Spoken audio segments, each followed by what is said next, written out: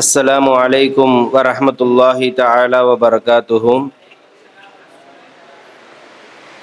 نحمده ونصلي ونسلم على رسوله الكريم أما بعد فقد قال الله تعالى في القرآن الكريم إن الدين عند الله الإسلام صدق الله مولانا العظيم.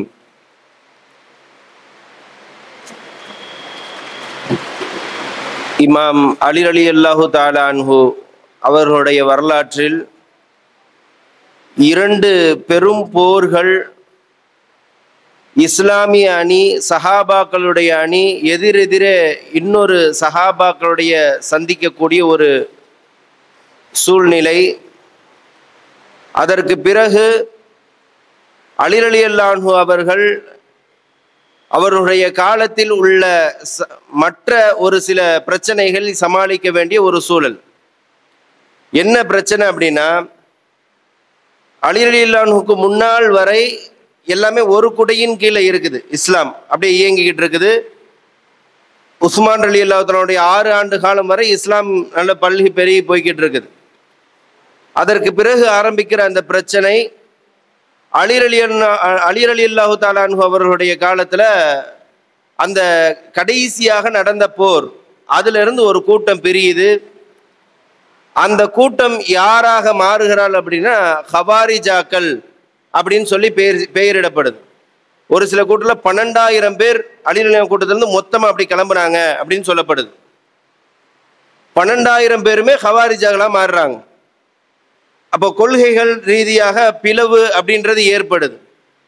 அப்போ அலி ரலியல்லாஹு தஆலா பார்த்தாங்க, இந்த பக்கம் இவங்களை எதிர்க்கிறதுக்கு பதிலாக இப்படி கொள்கைகளை மாத்துறாங்க, இஸ்லாமிய பேசிக் அந்த இதையே பிரிக்கிறாங்க. அவங்க இஸ்லாத்துல இல்லாம இல்லை, ஹவாரிஜாக்கள் முஸ்லீம்கள் இல்லைன்னு சொல்லல, அவங்க அதாவது பல பிரிவுகள் பிரிதா இல்லையா, அதுல ஒரு கூட்டம், அதுல ஒரு பிரிவு. இப்போ இந்த மாதிரியான ஒரு ஃபித்னாவை கிளப்புறாங்களே அப்படின்னு சொல்லிட்டு அலி ரலியல்லாஹு அவங்கள ஃபோக்கஸ் பண்ண ஆரம்பிக்கிறாங்க. ஒரு நகரவான் அப்படின்ற இடத்துல வச்சு கிட்டத்தட்ட பல்லாயிரக்கணக்கான ஹவாரிஜ்கள் கொலை செய்யப்படுறாங்க. அப்படி இருந்தும் ஒரு சில நபர்கள் தப்பிச்சிடுறாங்க. ஒரு ஆயிரக்கணக்கில் கொஞ்சம் சொச்ச நபர்கள் என்ன பண்ணிடுறாங்க, தப்பிச்சிடுறாங்க. அடுத்து ஒரு சில நாட்களுக்கு பிறகு இவங்களுக்குள்ள ஒரு மீட்டிங் நடக்குது. என்ன மீட்டிங்கு அப்படின்னா, நாம இஸ்லாமிய சமூகம் இப்படி இப்படி இப்படி போய்கிட்டு இருக்குது. ஒரு பக்கம் அம்ர் இப்னு ஆஸ், இன்னொரு பக்கம் முஆவியா, இன்னொரு பக்கம் அலி ரலியல்லாஹு தஆலா அன்ஹு, இவங்க எல்லாம் என்ன பண்றாங்க, போட்டு இஸ்லாத்தை ஆட்சியை பிரிச்சு வச்சிருக்காங்க. இது எல்லாத்துக்கும் நம்ம என்ன முடிவு கட்டணும், அந்த ஹவாரிஜாக்கள்லாம் சேர்ந்து பேசுறாங்க. அதுல முக்கியமா 3 பேர் யார் அப்படின்னா, அப்துர் ரஹ்மான் இப்னு முல்ஜின் அப்படின்ற ஒருத்தர், ரொம்ப முக்கியமான ஆள், பேர் நோட் பண்ணி வச்சுக்கோங்க. அம்ர் இப்னு பிக்ர், 3வது ஆள் பரக்கா பின் அப்துல்லா.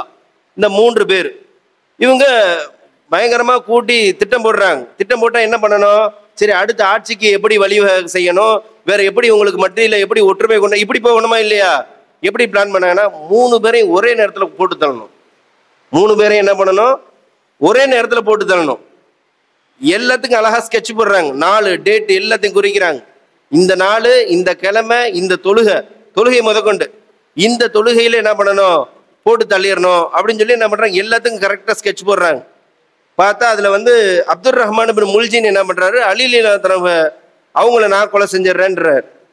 அம்ர் இப்னு பிக்ர் அவர் என்ன பண்றாரு, நான் அம்ர் இப்னு ஆஸை நான் பாத்துக்கிறேன் அப்படின்றார். அவங்க ஈஜிப்துல இருக்காங்க, அம்ர் இப்னு ஆஸ். அடுத்து பரக்கா பின் அப்துல்லா அவர் என்ன பண்றாரு, நான் முஆவியாவை நான் பாத்துக்கிறேன் அப்படின்றாங்க. இப்போ 3 பேரும் எல்லாருமே அவங்கவுங்க இடத்துல அவங்க தான் தொழுகை வைக்கிற ஆட்கள்.